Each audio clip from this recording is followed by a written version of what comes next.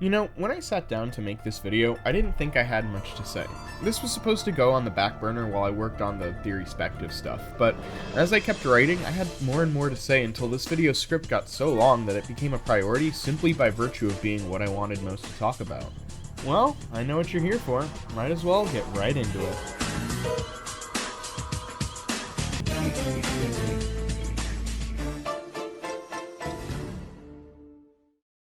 This should come as no surprise if you're familiar with my content by this point, but I had an autistic fascination with Goosebumps growing up. Slappy the Dummy haunted my nightmares for years, but something about that goopy green logo kept calling me back. Maybe it was just because my older sibling had an astronomical collection, but there was something special about R.L. Stine's writing to me. And clearly I'm not alone in this, seeing as Goosebumps was an absolute juggernaut in the 90s. The way Stine approaches his world building validates the way you see the world as a kid. Some popular Steinisms include the mean teacher with the goofy on-the-nose name, or the silly prankster who's obsessed with scaring others and is usually close to the protagonist, or even the detestable person the protagonist is forced to spend time with and begrudgingly grows to befriend. The point being, while these characters are all archetypes, they exist in a way that validates the worldview of a child. What does this have to do with FNAF? Well, I think Scholastic is trying to capture that same lightning in a bottle that they had with Goosebumps. Shocker, right? When people talk about Fazbear Frights and Tales from the Pizzaplex, they often call it that FNAF Goosebumps book series thing. But this goes beyond surface-level observations about the shared genre of children's horror. Let's look into the many Goosebumps spin-offs that Scholastic put out. With the success of Goosebumps, what did they try their hand at next? Well, first was Tales to Give You Goosebumps, a short story collection about the length of one Goosebumps book. Sound familiar? It should. Although there are differences in length between the two short stories, Scholastic's first choice to milk both series after their initial outing was to turn them into shorter versions of themselves. Why is that? Well, for Goosebumps, the answer is simple: money. According to a bunch of fiscal reports, including this one I dug up from 1996, Goosebumps accounted for a massive share of Scholastic's revenue. But there were a few key differences between the two IPs, preventing Scholastic from milking FNAF the way they did Goosebumps. For one, Goosebumps already told short, concise stories, which is why so many books were released so quickly, and why the Tales to Give You Goosebumps series was cut so short. FNAF is the opposite, telling one long and often hidden story across multiple entries. To make matters worse, the FNAF books tend to be indirectly tied to reveals in the game. Is the most recent example that comes to mind, of course, but never forget the Silver Eyes trilogy is where we first got William Afton's name. So, if Scholastic wanted to keep making FNAF books, and make them at the pace that they were releasing Goosebumps books, they needed an approach that would result in shorter stories that weren't directly tied to the game's canon. That way, they didn't have to directly consult with Scott from start to finish. Add Steelwool to the mix, and writing more Silver Eyes-style novel series would have likely been out of the question. The Fazbear Frights and subsequent Tales from the Pizzaplex books attempt to make a compromise of sorts, sacrificing the length that benefited Silver Eyes in favor of telling smaller scale stories that can still expand on the world the games take place in. So, after their anthologies, what Goosebumps goodness did Scholastic cook up next? Give Yourself Goosebumps, a series of choose-your-own-adventure books that started out primarily written by Stine, but would gradually grow on to be written by ghostwriters. This should sound familiar too. The interactive novels, as they're called, are Scholastic's newest FNAF series to come out, with Return to the Pit being the most recent release to date. I've actually really liked most of these. I've always had a soft spot for choose-your-own-adventure books, so I'm not really going to drag Scholastic through the mud for this decision. Though I did spend 2 hours reading and crapping on the first interactive novel's prose in a live stream, I see the potential of the idea, and I'm looking forward to seeing what gets made next. Especially if this follows the trajectory of Goosebumps. We could potentially get up to, 42 releases, really?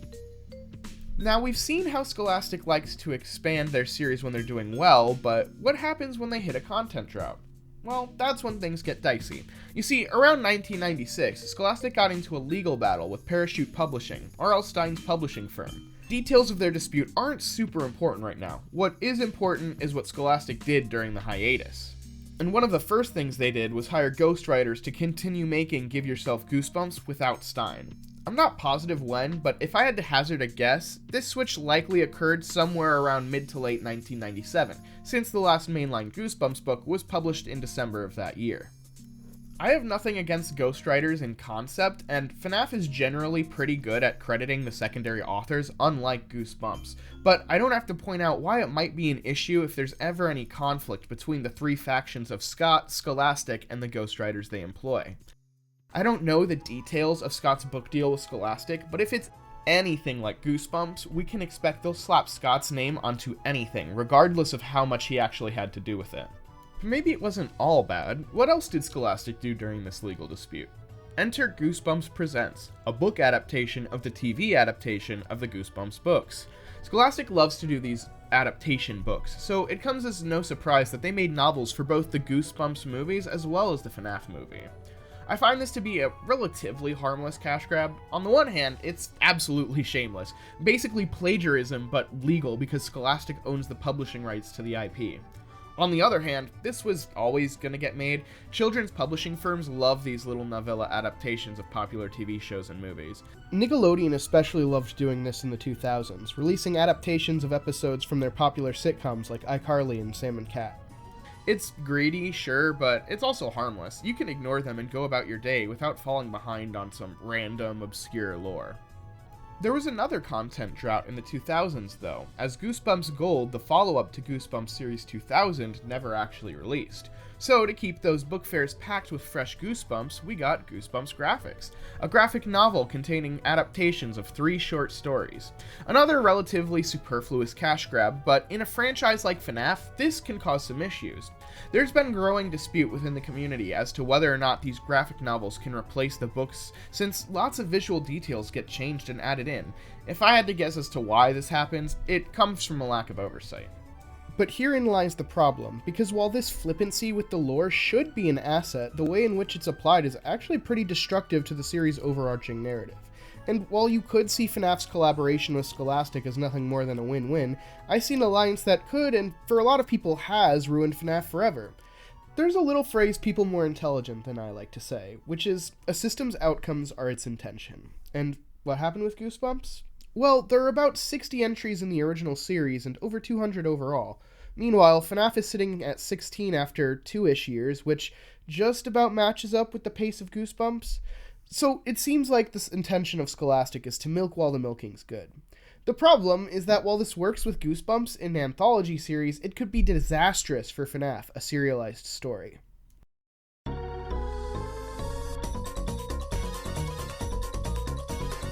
There's already a growing debate about which books are canon, how much can be gleaned from them, and what they say about the games. Things may have slowed down as focus shifted to the interactive novels, but I have a hunch they'll pick up again following the release of Secret of the Mimic, similarly to how Fazbear Frights followed shortly after the release of Help Wanted, and Tales from the Pizzaplex shortly followed Security Breach.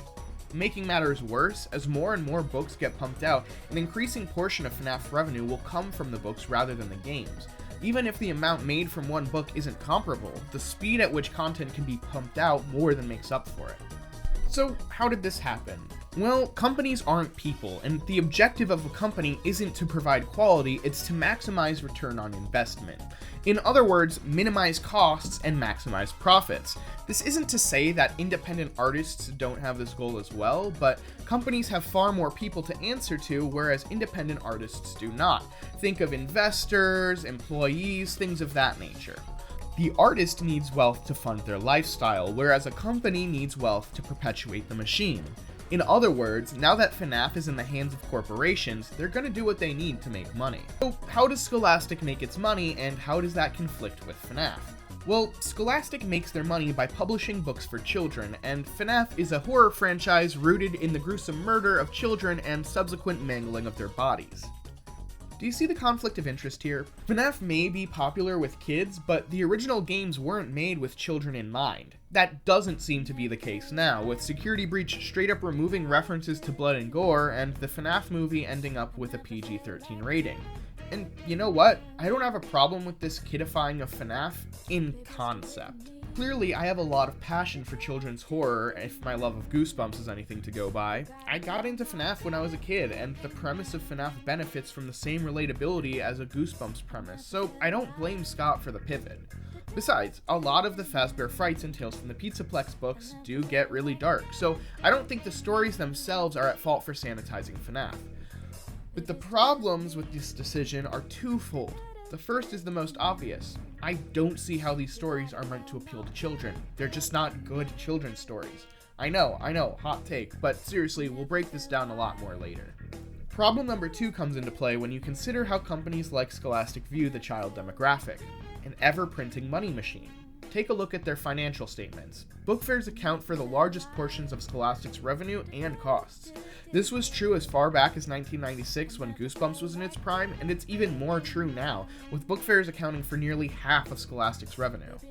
This focus on book fair marketing is why, despite being essentially the same experiences, Fazbear Frights and Tales from the Pizzaplex are branded as different series. Scholastic does this sort of thing a lot, like Goosebumps, but it's all about Horrorland in some way, or Goosebumps, but it's all related to Slappy in some way. Basically, it's the same stories as always, but now the writers are given a prompt to work within. It has to relate to the name. In the case of Fazbear Frights and Tales from the Pizzaplex, the former is a general Goosebumps Most Wanted style anthology about specific relics, while the latter is a Goosebumps Horrorland style venture, with each story relating to the titular Pizzaplex in some way. The problem is that this hinders the kind of stories that Scott and the ghostwriters are allowed to tell even further than the FNAF world already did. FNAF's premise is good for a handful of plot lines. It is not enough to drive a long-running anthology series like Goosebumps. But that's the thing, Scholastic doesn't care about the story of FNAF, and they especially don't care how good their books are. All they care about is whether or not kids will buy it at the next book fair. Look no further than the writers they choose to use for the books. Sure, unlike most ghostwriters, their names get put on the cover, but I can't imagine they're specifically chosen by Scholastic. In all likelihood, Scholastic and Scott merely contracted the company that the writers actually work for, Kevin and Anderson Associates, who then assigns them a team of specialized writers and marketers, the way their website describes. Say what you want about the quality of ghostwriters. Truly, I have nothing against them, but I do have something against the writing in FNAF, because the books are bad. They've always been bad. I have very, very complicated views on all the FNAF books. On the one hand, I think lines like the financially shrewd Santa Claus bit from Silver Eyes are a little bit overhated. On the other hand, why the fuck does 17-year-old girl Charlotte Emily feel calmer after listening to conservative AM radio? I say conservative because honestly, I can't imagine what other kind of aggressive AM radio this could possibly be referring to. And there's stuff like this all over FNAF. Why is it that every character in VIP gets introduced race first, with all the grace of my racist grandpa telling me about his black friend? Am I supposed to find it endearing that Charlie jokingly mentions the possibility she might need to defend herself from John's advances with a weighted flashlight? I'm not gonna sit here and pretend I've read every single FNAF book, but I've read enough of it to know that they suck for a few reasons. The first issue is relatively subjective, but I feel that the Fazbear Frights books, in particular, attempt diversity in a very surface-level and frustrating way. Nobody ever really has a cultural background or beliefs that play into the themes or narrative. A lot of times, it feels like they write the book from an aracial lens, so I can't even really say that they're tokenized because nothing about them feels culturally distinct. Just to be fair, this isn't something Goosebumps is great at either, with all characters basically being written as white. Trust me, Goosebumps is many things, but racially diverse has never been one of them. But if Goosebumps is a 5 out of 10 on the diversity scale, FNAF is only like a 6. First, like Goosebumps, basically every protagonist is white, relegating all representation to side characters with no personality. Take Hadi from the story Fetch. The only thing we learn about him is that he's really nice and all the girls think he's hot. We don't learn about his family or his culture, and I'm not saying it had to be there, but I think it's weird that it's never there.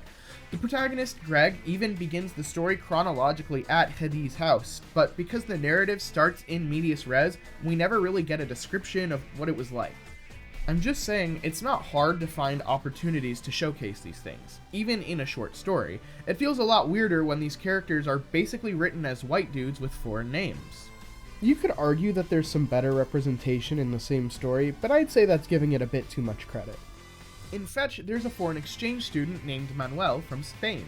Manuel speaks Spanish, or rather, I should say, other people speak Spanish at Manuel as a way to ignore the protagonist Greg, who, just really, really hates Spanish, And look, I'm not going to go into the weird anti-Spanish undertones of the scene, so let's just focus on the fact that Spain is in Europe. I'm not saying that Spaniards don't have a culture that deserves representation too, rather, I just find it particularly telling that the only cultural references we do get tend to be pretty broad and performative. Like, aside from speaking Spanish, what about Manuel is Spanish? What foods or tradition does his family engage with? If anything, language is the most surface-level way that heritage could be represented, since all it takes is a translator and not actual cultural context. A person acting in bad faith would say that Scholastic intentionally looked for names that sounded vaguely ethnic to come across as more progressive without taking the necessary time and care to represent that group properly. I would never claim to know the intentions behind these decisions, I can't read minds after all, but I wouldn't exactly blame someone for coming to an uncharitable interpretation after reading these books either. If anyone wants to shout out specific stories that include cultural experience that spoke to you, feel free to throw that in the comments below. I'd be thrilled to be wrong on this one. But this leads into problem number 2. Nobody in these stories has a cultural background because none of them have personalities. The characters in FNAF books never feel like real individual people, rather they're almost always an average Joe type, the idea of a person. This applies regardless of whether they're a protagonist or a side character, they're all boring. Whenever someone breaks from this mold, they're given one singular character quirk that they repeat ad nauseum, often until they learn the error of their ways in the last couple pages. For example, the main character in Lonely Freddy, Alec, is just generally mean and unpleasant while his sister is the opposite. No nuance is ever really displayed, he's just a bad kid who needs to learn to be nicer to his sister from start to finish. Make no mistake, this is lazy writing. That may seem hypocritical from someone who was just praising tropey-ass Goosebumps a while ago, but I feel there's a distinct difference in the way that R.L. Stine writes versus the way that the FNAF books are written. While Stine heavily leans on tropes and archetypes in his work, they always serve a purpose. Let's compare Lonely Freddy to Goosebumps' take on a very similar sibling rivalry concept, the Cuckoo Clock of Doom. In that book, the protagonist, Michael, really hates his sister, just like Alec. The key difference here, though, is that his sister, Tara, is actually kind of a bully. She tricks Michael into a lot of things, hurting himself, getting into trouble, and exposing himself in his underwear to a group of female classmates. It's completely understandable why Michael might not want her around, and when his harmless prank with the clock inadvertently makes his sister disappear, he celebrates for a moment. By the end of the story, it's revealed that the clock's magic skipped the year she was born, thus making it so that she never existed. This is used for one final scare, as the protagonist callously remarks that maybe someday he'll try and get her back. Now, it's not Shakespearean, hell, its moral even flies in the face of Lonely Freddy, but you know what the difference is? It works. Lonely Freddy is a tragedy, while Cuckoo Clock of Doom is horror. In both instances, you understand that the protagonist is in the wrong, but the difference is that in the Cuckoo Clock of Doom, you can relate to his negative feelings even if you disagree with the conclusions he comes to. This makes it all the more chilling when he takes the ultimate immoral action, leaving his sister gone from existence. Something we tell ourselves we would never do, but we've related to Michael thus far, and so who's to say we wouldn't do the same? And that realization is what's terrifying about this stinger. That's why it works. This focus on how children do feel rather than how children should feel extends to every Goosebumps book. For example, the mean teacher with a funny name is never just a little bit unfair. They're cruel, demeaning, and have an almost sociopathic emotional disconnect from the children that they're teaching. This isn't for no reason, it's to get the reader to empathize with the protagonist's contempt for authority and feel the sense of social powerlessness that they feel in the face of it. Likewise, the average Joe main character is often a vehicle for familiarity, allowing Stine to explain less about why the character feels the way they do and focus more on the raw emotion of the scene.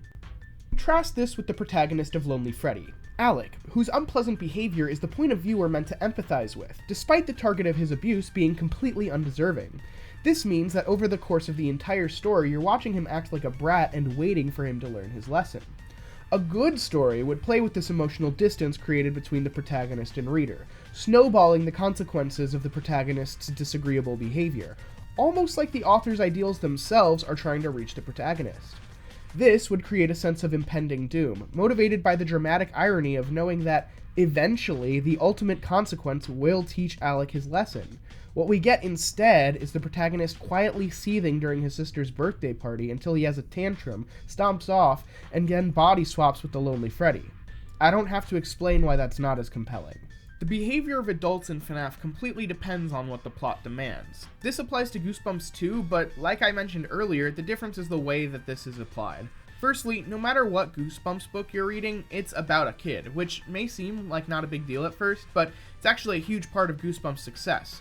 The fear of being powerless is a strong one, and it's something that kids are exposed to on a daily basis. Mad at mom? Too bad, there's nothing you can do about it. Getting bad grades? Well, obviously you're just not trying hard enough. Arguing with your sibling? Stop it, don't get yourself into trouble. And this sense of powerlessness is exuded from every last page of every single Goosebumps book. Adults and children are treated as two distinct social categories. It's almost an adversarial relationship by default. And while this may not hold true to how adults view their relationship with their children, that's definitely how children view their relationship with the adults in their lives. Even in stories where children have a positive relationship with the adults in their lives, the fear of getting in trouble is often a driving force in the story, both on a narrative and emotional level. Strange family you don't like, uncomfortable experiences you can't get out of, all of these are baked into the DNA of every single Goosebumps book. However, in FNAF, conflict rarely, if ever, occurs between the characters, and it's always to do one of two things: push the plot forward or teach the child a lesson. This is fine, but the difference is that Mean Teacher is a character with personality that serves to color the story's perspective, whereas Mom who desperately wants to be a family is there to, be sad? Relatable? That's the opposite effect you should want for a story like Lonely Freddy. The reader should empathize with the reasons behind Alec's antisocial behavior, even if they and the story ultimately disapprove of it. That's what makes these stories that teach a lesson to their readers so effective in the first place. Otherwise, you can skip lingering on the bad behavior and tell a more interesting story by focusing on the compounding horror of the consequences while the protagonist flippantly ignores it. And like I mentioned earlier, this problem of lacking personality extends to the stories centering adults, too. The protagonist is always an average Joe who's desperately poor. That's it.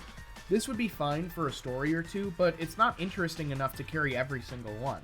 There's nothing to separate Caden in Submechanophobia from Abe in the Bobby Dots from Delilah in 1:35 a.m., except maybe the varying levels of depression their backstories induce.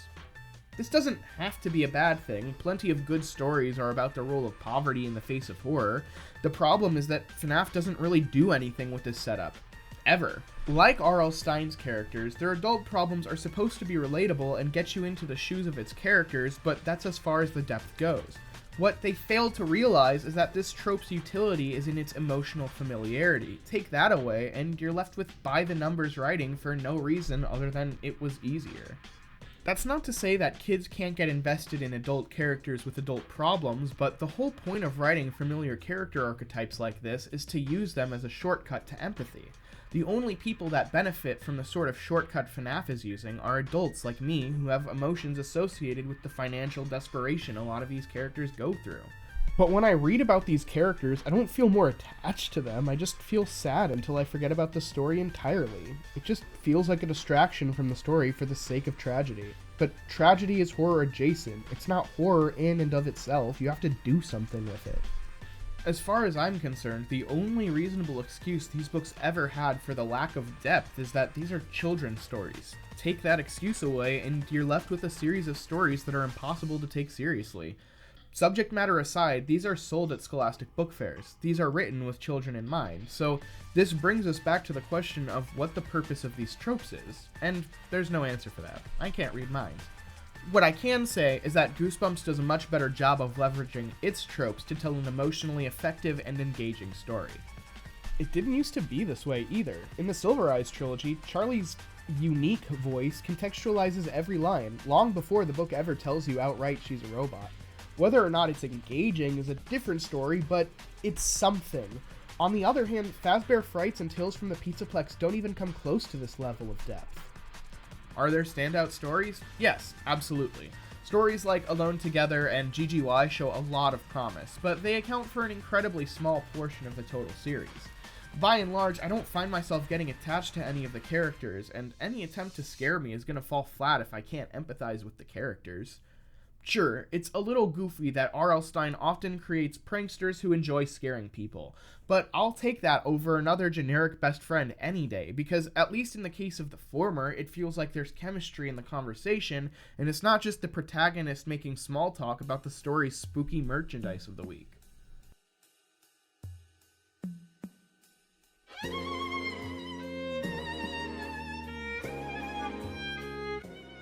The next issue I want to talk about is closely tied to everything else I've been talking about so far, but it's structural. You can't really expand on the characters in the way that I'd like because the page count simply doesn't allow for it. These are short stories. To Scholastic, the company publishing these books, this is an excuse not to commit to one idea for too long. It is way easier to crank out 3 10,000-word stories than it is to write one 30,000-word story. Or, for the hell of it, let's make them Goosebumps length even, and say 20,000. Plus, what might scare one kid might not scare others, so why put all that time and effort into one short story that can flop when instead you can have 3 short stories cranked out in the same amount of time? The kid is bound to like at least one of them, right? And sure, from a business perspective, this is the safest route, but from a storytelling standpoint, when you split focus like that, you're basically dooming yourself before you even tried. The stories never end up feeling dense, instead it feels like we never have time to breathe. Every scene feels like it ends before it begins, conversations feel like they're cut short, like everyone was forced to give the bare minimum dialogue needed to push the plot forward. Some stories are safe from this, like the Bobby Dots, which have extended character building moments, but that's only because they get split into 2 parts, a luxury that's not extended to most other stories in these books. Typically, the stories end right at the moment of their payoff. It often feels like the story gets cut off right at its most interesting point. Let's look at Lonely Freddy again. The story ends when the protagonist gets body swapped into the titular toy.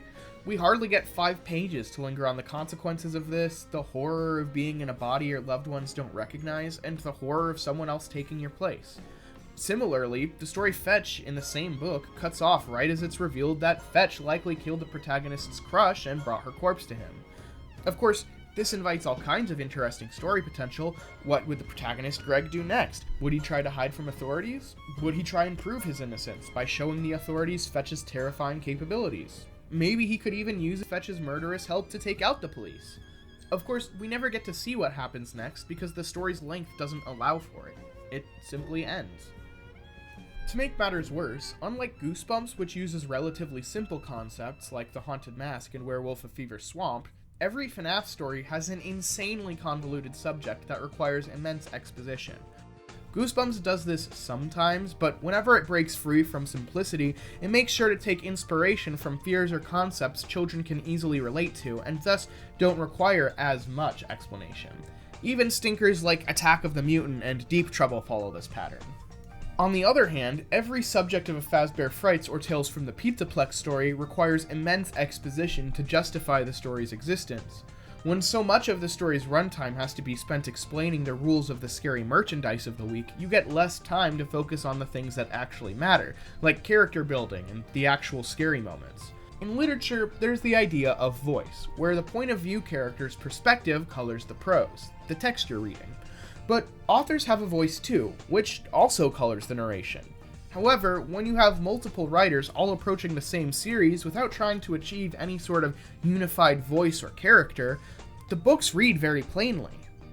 The prose is padded with flowery descriptions that add detail but no emotion. Pages will go on whinging about how tortured the protagonist is by their situation, explaining concepts kids might not understand with random made-up anecdotes.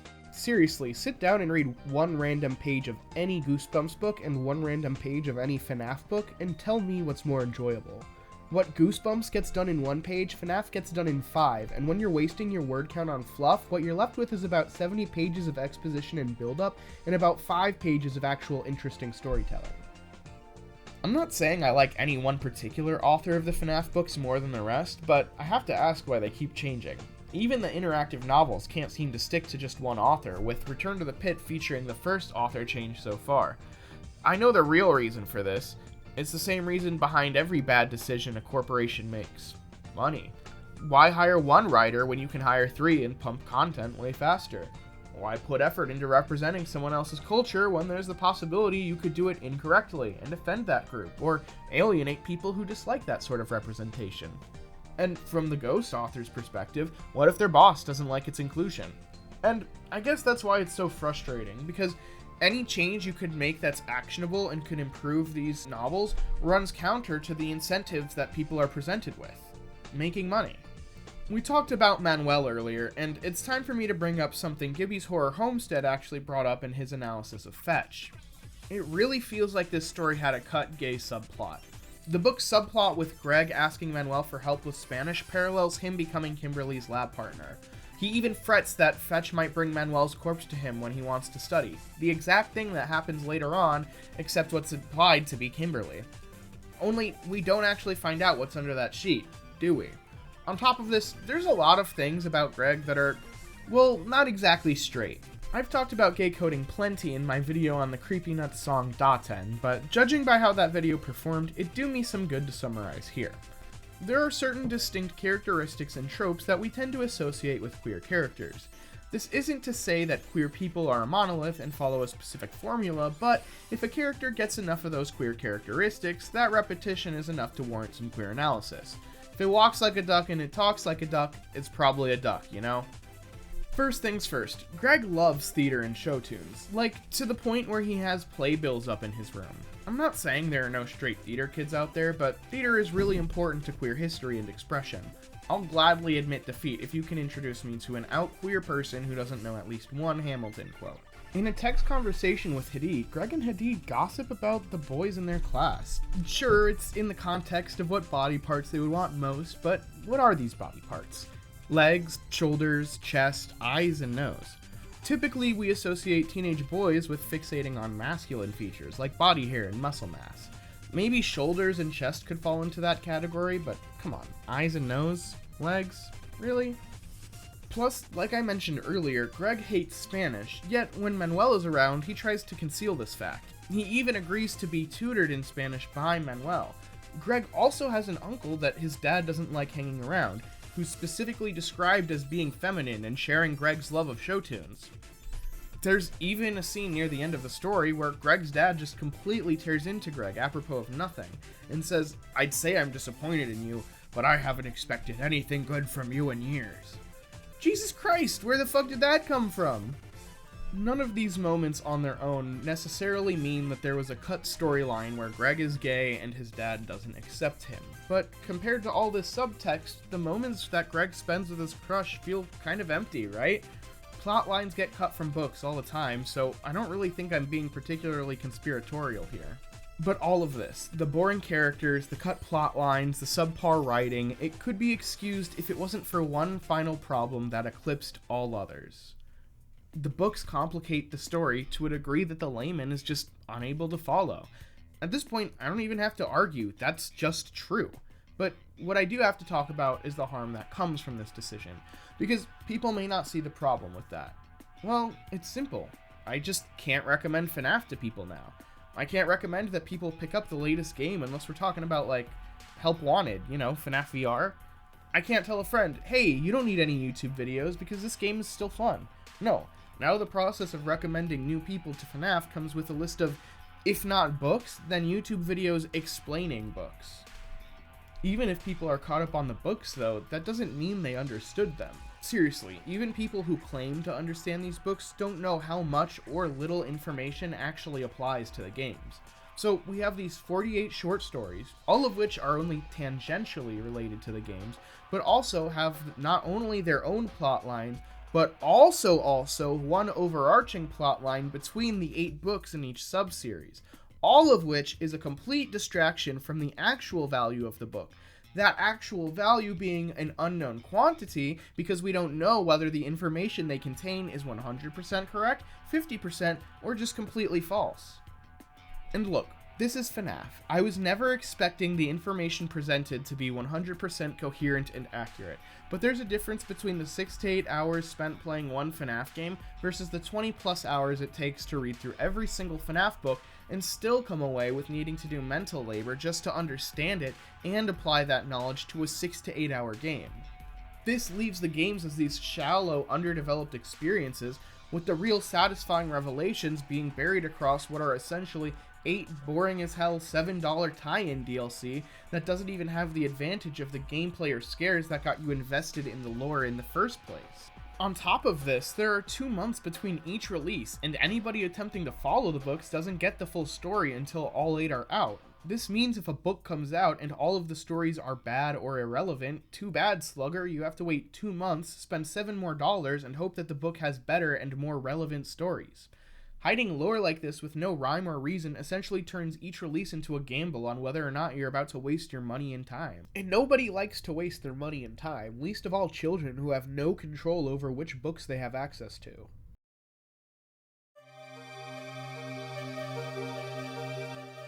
None of this is to say that Fazbear Frights and Tales from the Pizzaplex shouldn't exist, nor is it to say that they don't have value when covering the lore. It's to say that they shouldn't have value for evaluating the lore, like as a prescriptive statement about Scholastic's direction with the series, especially if they plan to turn this series into their next Goosebumps. The more books they publish, the less sustainable this practice is. And I think they've caught on to this, with the 3 playable novels more or less being purely side content. But who knows what Scholastic has in store for the series. There are a few ways to fix these issues. First, no more short story collections. Stick with the interactive novels if you want a long-running series. If you want quicker releases, commission 20,000-word novellas so that authors can tell longer, more engaging stories without being beholden to any sort of overarching narrative. Or, if you don't get rid of the short stories, they should all be released together in one book and not sporadically dropped over the course of a year. At least this way, the least relevant stories get cut and you only need to make one purchase and can more easily recognize the threads running between each story. Find one writer, ghostwriter or otherwise, and stick with them for the entire process. There would be growing pains, of course, but I have faith that over time any author could acclimate to the series. Clearly any author will do, since Scholastic changes them out so frequently, so it's not like they're picky. The point is, if the author keeps changing, these books will always come across as uncreative, commissioned filler, regardless of how big you make Scott's name on the cover. They don't have to be perfect, but at least then I would feel like I'm reading a person's work of creativity rather than a quota that had to be met for that person's job. So what? Why did I make this video? What was the point of all this negativity? Truthfully, I don't know. I've mostly just given up at this point. Not on FNAF, I mean, just that I've resigned myself to the road it's heading down. Look, I spent, Christ, how long? Talking about these books. Clearly, children's horror means a lot to me. It gives kids a chance to explore the darker aspects of their experience without exposing them to any real physical danger. Maybe not everyone has a haunted mask, but I'm sure anyone can relate to a story about losing yourself to ugly impulses when subjected to the social ostracization Carly Beth goes through. Likewise, you may not have ever bought a can of Monster Blood, but I'm sure we can all relate to the constantly building anxiety of a poorly kept secret. And there's potential for telling similarly moving stories in FNAF. The issues I talked about in this video are only symptoms of the real problem. Scholastic is trying to put a square peg in a round hole, and it's not sustainable. Yeah, they're both pegs, and there's some novelty in it at first, but nobody wants to watch you hammer away until the tool breaks and the peg is dented beyond recognition. I just like FNAF, and I want them to keep making bangers. Henry's FNAF 6 speech was Kino, and I can't help but feel like we'll never hit that emotional height ever again. Every game and book just seems to be more of the same without actually building up to anything, leaving me to ask, that's it? At the end of every release. That's all I've got to say for today, but how do you feel about the FNAF books? Which story is your favorite? If you enjoyed today's video, please remember to like, comment, and subscribe, and as always, I'm the Flinchy Dinosaur, and you're watching Disney Channel. God damn it, that's the second time